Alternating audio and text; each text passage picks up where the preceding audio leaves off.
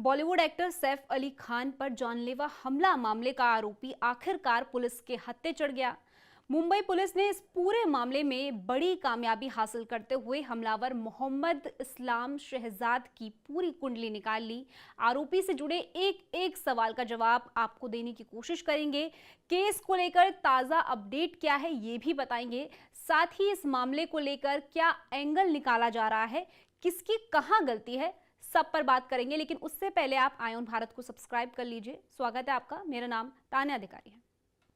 सैफ अली खान पर जानलेवा हमला करने का आरोपी आखिरकार पकड़ा जा चुका है। पिछले 3 दिनों से मोहम्मद इस्लाम शहजाद पुलिस को चकमा दे रहा था, रूप बदल रहा था। आरोपी हमले के अगले दिन बांद्रा में पीली शर्ट में और फिर दादर में नीली शर्ट पहने नजर आया।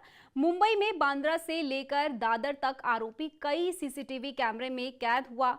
इसके बाद पुलिस पर सवाल उठने शुरू हो गए, लेकिन आखिरकार मोहम्मद इस्लाम शहजाद को पुलिस ने मुंबई के थाने से गिरफ्तार कर लिया। सैफ अली खान का हमलावर थाने से गिरफ्तार हुआ तो पुलिस ने उससे पूछताछ शुरू की। पूछताछ के दौरान वो लगातार अपना नाम बदल रहा है। कभी वो अपना नाम विजय दास बताता है तो कभी विकास दास, कभी मोहम्मद इलियास तो कभी मोहम्मद सज्जाद तो कभी बीजे तो कभी मोहम्मद आलियान। पुलिस को शक है कि ये बांग्लादेशी है और अवैध रूप से भारत में रह रहा है। पुलिस ने प्रेस कॉन्फ्रेंस कर बताया कि आरोपी का नाम शरीफुल इस्लाम शहजाद है। उसकी उम्र करीब 30 साल है। इसके भारतीय होने का कोई कागजात इसके पास नहीं है। वो बांग्लादेशी नागरिक है और उसने भारत में आने के बाद अपना नाम मोहम्मद शरीफुल इस्लाम शहजाद से बदलकर विजय दास कर लिया था। ये 5-6 महीने पहले मुंबई आया था, फिर मुंबई के बाहर रहने लगा था। 15 दिन पहले ही मुंबई लौटा है। ये मुंबई के एक बार में हाउसकीपिंग का काम कर रहा था। चोरी के इरादे से सैफ के घर में घुसा था। Bandra police Bandra holiday court में आरोपी को पेश करके बाद जिसके बाद उसे 5 दिन की पुलिस हिरासत में भेज दिया गया। लेकिन ये मामला कोई आम मामला नहीं है। इसे कई तरह के एंगल दिए जा रहे हैं। सैफ अली खान पर हुए हमले पर महाराष्ट्र कांग्रेस प्रदेश अध्यक्ष नाना पटोले ने महाराष्ट्र सरकार पर कई सवाल उठाते हुए कहा है कि राज्य में जनता, सेलिब्रिटी, सरपंच सुरक्षित नहीं है। महाराष्ट्र में अब जंगल राज शुरू हो चुका है। आप जरा सुनिए उन्होंने क्या कुछ कहा। प्रशासन में कोई दम नहीं रहा है। बीजेपी कहते कि पुलिस का हौसला कम करने का काम कोई ना करे, लेकिन आपने भर्ती से लेके उसके पोस्टिंग तक जो पैसे का कमीशन खाया है, उसलिए पुलिस में कोई अब उस तरह का स्कॉटलैंड के और मुंबई के पुलिस की जो तुलना होती थी अब नहीं रही है। ये वास्तव है। दूसरी बात है कि महाराष्ट्र में एक जंगल राज पैदा करने का काम ये सरकार ने किया है, ये स्पष्ट हो चुका है। यहाँ पे ना सेलिब्रिटी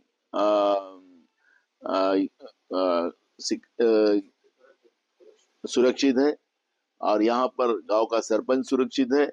यहाँ का आम पब्लिक सुरक्षित नहीं है। पुलिस की लाठीचार्ज से, कॉम्बिंग ऑपरेशन से यहाँ पर लॉ करने वाले एक स्टूडेंट को मारा जाता है। अब विपक्ष सुरक्षा पर सवाल उठा रहे हैं तो इस पर भाजपा सरकार डिफेंसिव मोड में नजर आ रही है। उप मुख्यमंत्री अजीत पवार ने कहा, कुछ विपक्षी नेताओं ने कहा है कि अभिनेता सैफ अली खान पर हमले की घटना के बाद मुंबई में कानून व्यवस्था ध्वस्त हो गई है, लेकिन असल में आरोपी बांग्लादेश से आया था। पहले वो कोलकाता में आया और फिर मुंबई में आया। उसे पता नहीं था कि ये किसी फिल्म स्टार का घर है। वो सिर्फ लूट के इरादे से घर में घुसा था। देखिए, कायदे का और व्यवस्था का जो आप प्रश्न पूछ रहे हैं, महाराष्ट्र पूरे देश में एक अच्छा सुरक्षित राज्य माना जाता है। कोई घटना अगर घटी है तो उसके ऊपर कार्रवाई सख्त से सख्त करने की भी महाराष्ट्र सरकार की, महाराष्ट्र पुलिस की तैयारी है। और मुंबई में कल हुई सैफ अली खान के यहाँ की जो घटना, इसके लिए हमें भी खेद है। वो स्वस्थ है, बहुत खुशी की बात है और जल्दी अच्छे हो जाए। लेकिन जो भी वो वहाँ का प्रकरण हुआ है, इसके बारे में पूरी जानकारी पुलिस अभी ले रही है। बहुत जोरों से उसकी इंक्वायरी चालू है और मुझे लगता है कि इसमें कोई अगर तथ्य सामने आएगा तो पूरी कार्रवाई सही तरह से होगी। लेकिन एक दो घटना होने से पूरे महाराष्ट्र की लॉ एंड ऑर्डर सिचुएशन खराब हो गई है, ऐसा कहना गलत है।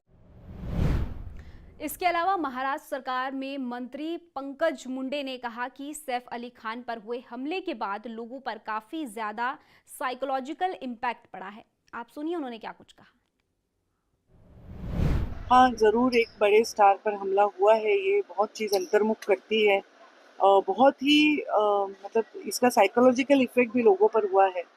जो एरियाज़ में हम रहते हैं, हम सोचते हैं कि वो एरिया सेफ़ है, हमारे बिल्डिंग सेफ़ है, तो ऐसा उसका परिणाम ज़रूर हुआ है, क्योंकि हम भी हमारे घर में लॉक नहीं करते थे रूम, सोचते थे अपने ही घर में, पर अब लग रहा है कि अपने भी रूम जहाँ सो रहे वो भी लॉक करके सोए।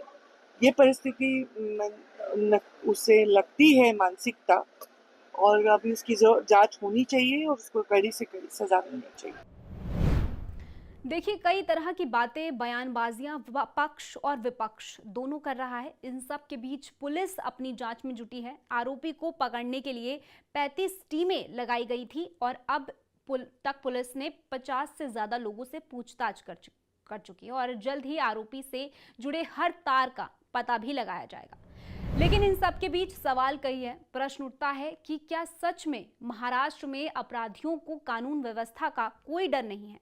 क्या राज्य में जनता ही नहीं, बड़े बड़े सिलेब्स भी सुरक्षित नहीं है?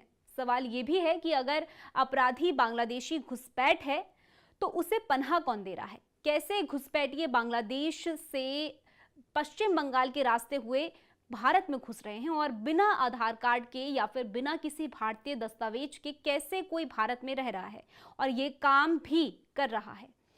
क्या इस बड़ी घटना के पीछे उमर अब्दुल्ला जैसे नेता जिम्मेदार हैं, जो ये बोलते हैं कि बांग्लादेशी घुसपैठियों और रोहिंग्यों भी भारत सरकार की जिम्मेदारी है, इन्हें ऐसे ही मरने नहीं दिया जा सकता?